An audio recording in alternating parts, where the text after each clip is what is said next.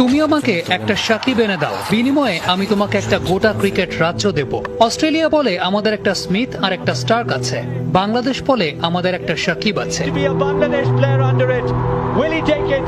উন্নাসিক England আক্রমণ সাজায় ভাড়া করা স্টোকস আর আর্চার দিয়ে। বাংলার সমর কৌশলে রক্ষণ আর আগ্রাসনের প্রতীক ঘরের ছেলে সাকিব। গোটা বাংলা থেকে যা বেরিয়েছে একটাই, ভুল। গোটা বিশ্ব থেকে সাকিব ওই একটাই বেরিয়েছে। সাকিব যে একের ভেতর অনেক, সাকিব যে ক্রিকেট রাজ্যের এক বিদ্রোহী রাজপুত্র। 22 গজের ওই রাজ্যে সাকিবের সামনে দাঁড়ানোর যোগ্যতা রাখে কজনা। কজনা সাহস পায় সাকিবের ওই রক্তচক্ষুকে চ্যালেঞ্জ দিতে।